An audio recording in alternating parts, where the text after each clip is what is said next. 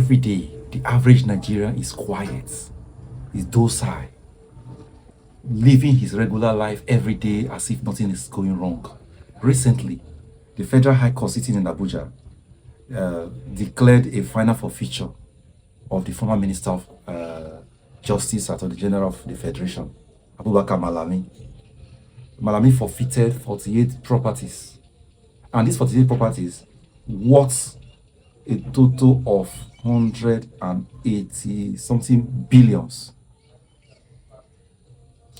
The total properties brought by EFCC to court was 57 assets. But at the end of the day, which these 57 assets worth 212 billion. At the end of the day, the court told Malami, prove that these proceeds used in acquiring this property, they are genuine proceeds, they are not proceeds from illegal and all the rest. Malami was able to come up with some proof to the extent that the judge gave he gave a kind of waiver. She allowed out of the 57, it was only 48 that Abubakar Malami has to forfeit, and those 48 he forfeited, it is worth 180.4 billion. The ones that they left for him is worth 28.7 billion, and this is just assets. This is just assets. The reason Malami was brought to court was allegation of about 50 something billion. One man, he was a minister during Buhari, APC. One day, he was studying law in university. He's been in Nigeria studying law in university. He became a lawyer. He was appointed a minister. 2 years down the line, he started acquiring this property. He bought hotels, he bought schools, university. He bought anything buyable in different states. He bought mosque, built mosque, everything. Just go on the EFCC page on S. You see everything, that asset that was gotten from one minister under Buhari regime, one man. This is not the money in different accounts. Remember, he was brought to court because of money worth 50 something billion. The court has not determined, come up with any ruling on that money aspect. This is just assets only. And my point is this: that money is all of our money. One way or the other, that money, if it was expended the way it's supposed to be, it ought to have affected your life and my life. And that would have reduced your prayer points, my prayer points. That would have reduced this everyday comment: God will help Nigeria, God will help Nigeria. And I'm always against that. It looks as if I don't believe in God. I believe in God. But God will not do for you what you can do for yourself, what you are supposed to do for yourself. God cannot come and vote for who become governor, who become president, who become House of Rep, who become your House of Assembly member. God cannot do that. It is your responsibility to do that.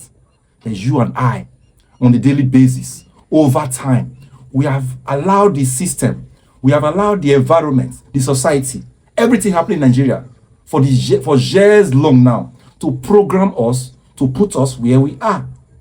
That we are so complacent, we are so docile, we really just allow everything to be going the way it is going. We can easily be distracted. We are not concerned whether anybody steal 100 billion, whether anybody steal 150 billion, whether anybody mismanage 2 trillion. We are not bothered. What I'm most bothered about in Nigeria today, this is what I'm most bothered about. This is from one man, former Attorney General, Minister of Justice, Abubakar Malami.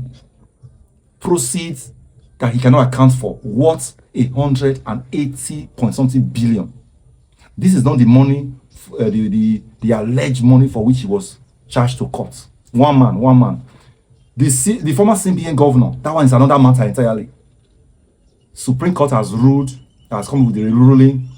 Federal High Court first of all ruled that he should forfeit these assets. Appeal Court was coming up with some shenanigans. Supreme Court finally upheld what the High Court ruling. That's another billions upon billions again from the former CBN governor, Emefiele.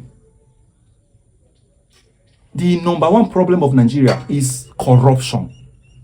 Number one problem is not lack of fund. As you can see, since Tinubu took over the helm of affair since 2023, Tinubu knows how to implement tasks. Internal revenue has been doing well. He came online to boast about it, that we have met our targets. This is not even from oil. We've met our target. I did a video on this. He talked about how they've met targets on revenue. My point is this: they have always been meeting revenue targets, yet they have always been borrowing. The question is, what has this money been expended for? The problem of Nigeria is not money, it's about embezzlement, it's about corruption.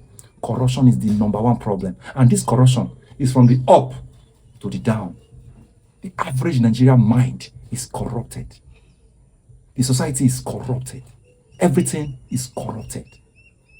If you ask me, why am I in support of Peter Obi? Up to today, EFCC has not found Peter Obi wanting of anything. ICPC, the same thing. No organization, anti-corruption organization in Nigeria, anywhere in the world, has found Peter Obi wanting. As far as I believe, the problem of Nigeria is corruption, mismanagement, embezzlement, money laundering, everything that has to do with money management. That's the problem of Nigeria. That is why I believe. Obi, according to Obi, if the person in charge is not stealing, automatically the people around him, he's able to do it, they are not stealing. His whole family, they are not stealing. He said the problem will be reduced by 50%. That's what I believe in him. Not that I believe Peter Obi will bring one radical change to the country. I know if somebody like that get there, he will have a lot of problem. Because of that, that's why he's already having a lot of problem right now. Go online, check anything, any posts against Peter Obi. What's the, I beg, make you go sit down, you can never become president. That is, but that's the only thing they have to say. Peter Obi, they don't nothing substantive, nothing, no tangible thing to say. This is why we will not want this man to become president. Some have used tribalism. Some, and they feel, no, I can't come up from the tribal angle. I beg, it can never be this, can never be that. I beg, he did not answer the question well. They asked him that day. I beg, he did not explain how he will take electricity, the national grid, from 4,000 to 10,000. He did not explain. The question is, when Tinubu promised 2022 that I will give you electricity, did anybody bother? How will he do it? Did anybody question him? How will you make this possible? And 3.5 years down the line, nothing to show for it. But people will go on social media criticizing Peter Obi that he promised he will take our electricity from the way it is now, the comatose state it is now, to the next level. He did not explain how he will do it. That's why I don't like him. They asked me that question. He did not answer it well. That's why I don't like him. What is wrong with Nigerians? What is wrong with Nigerians is what is wrong with Nigeria. Did you get that? What is wrong with the people is what is wrong with the country. It's not just the name. The people form the country. We are a reflection of our leadership. My name is Barrister Oseogo. Watch this video. If you have anything contrary, comment section is there. Disagree with me, feel free.